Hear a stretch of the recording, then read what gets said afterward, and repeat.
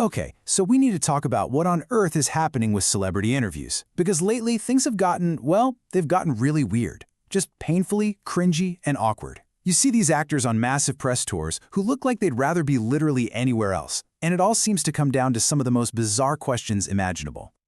Yes, you heard that right. That was a real question, asked to an Oscar-winning actor during a junket. And honestly, that's not even the wildest one I've seen. This isn't just some random awkward moment. It's a huge sign that something is fundamentally broken in the way media and celebrities interact now. So, that's the big question, isn't it? How did we get here? How did we go from thoughtful, interesting conversations to this? Moments so awkward you can barely even watch them. Well, that's exactly what we're going to break down. To really get what's going on, you have to see it for yourself. And trust me, there is a lot to see. This has become a full-blown epidemic of pure, unfiltered cringe. I mean, just look at this. This was said by a professional journalist out loud to actress Vanessa Kirby during a major movie promotion. Her face says everything you need to know. Just complete and utter shock. How does an interview even get to this place? Okay, so what's happening here is this massive cultural collision. The term, spelled C-U-N-T-Y, is used in some really deep internet circles as a compliment, basically meaning fierce. But in the real world, its root word is, one of the most offensive things you can call a woman, especially in America. So to hear it in a professional setting, it's just jarring. It's a perfect storm of what happens when chronically online slang crashes into the real world. And this is the most important part. These aren't just a few isolated mistakes from random interviewers. It's a pattern. It's a whole systemic shift where these embarrassing moments are no longer the exception, they're slowly becoming the rule. So why? Why is this happening? Well, the answer really lies in a huge strategic change inside the entertainment industry itself. And it all comes down to one word: influencers. This right here, this is the new formula. Studios have done the math. They figured out that the insane, immediate reach of a single 30-second viral clip on TikTok is way more valuable to them than a dozen well-written deep dive articles. It's just a numbers game, and right now virality is winning. And you can see exactly how it all went down. It wasn't an overnight thing. At first, you'd just see influencers kind of wandering around the red carpet.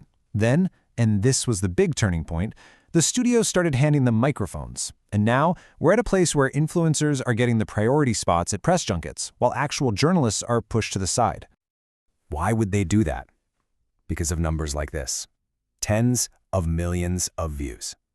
The very first TikToks of influencers just kind of harassing celebrities on red carpets went so incredibly viral, it sent shockwaves through the industry. The studios saw the clicks, they saw the engagement, and they just wanted more of it, no matter the cost, to the quality of the conversation.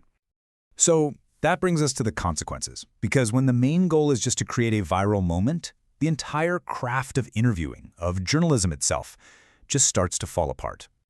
Now, let's be clear, women in Hollywood have always had to deal with the absolute worst questions.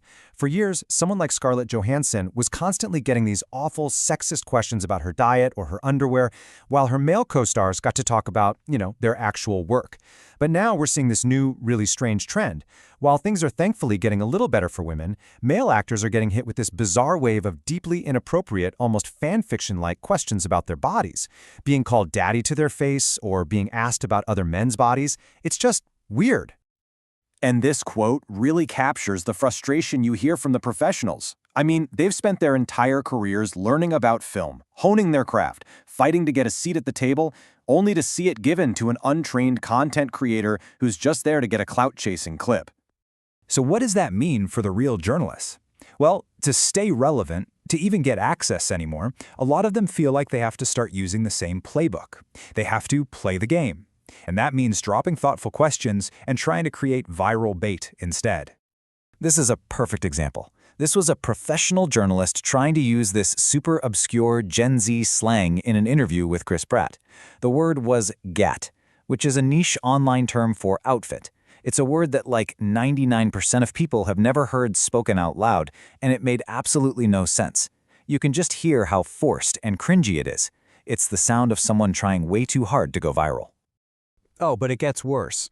The lack of preparation has gotten so bad that one interviewer recently admitted to the actors he was interviewing that he used AI to write his questions.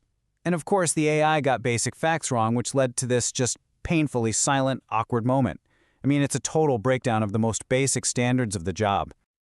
And this really gets to the core of the issue. These interviews have become deeply parasocial. You know, that's the term for that weird, one-sided relationship people feel they have with famous figures. The interviewers are acting more like obsessive fans than journalists, and they're crossing all these professional and personal boundaries. It's just uncomfortable for everyone. And this moment with Pedro Pascal was really ground zero.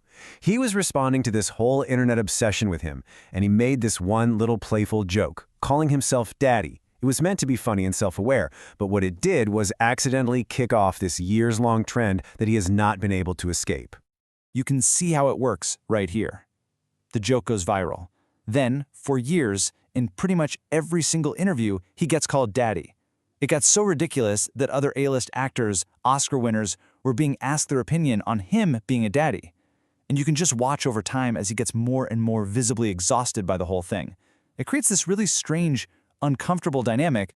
And that's the thing. At the end of the day, it just cheapens the actual work. It all came to a head when actor Andrew Scott was asked, out of nowhere, what he thought about another actor's private parts from a totally different movie. I mean, can you imagine? You dedicate your entire life to your art, and your press tour gets boiled down to that. So, is this just the end? Is the celebrity interview dead? Not necessarily. It's not that new media is automatically bad. It's really about figuring out how to do it right. You can really see the two paths forward here. On one side, you've got the chaotic, unprepared interview that's just fishing for a viral clip. But then you have creators like Reese Feldman on the other side. He's on TikTok, the same platform, but he shows up with a genuine passion for movies, with deep knowledge, and with really thoughtful questions. He's proof that the platform is not the problem, the approach is. And that is the real takeaway. The issue isn't that TikTokers or influencers are getting a chance to ask questions. New voices are great. The problem is when those people have no actual interest, no curiosity, and zero respect for the art of filmmaking that they are supposed to be there to talk about. So I'll just leave you with this to think about. When the whole machine built to promote a film starts to value a 15-second disposable clip more than the movie itself, more than the story, the craft, and the artists, what does that really say about the state of movies and maybe even the culture that we're all a part of?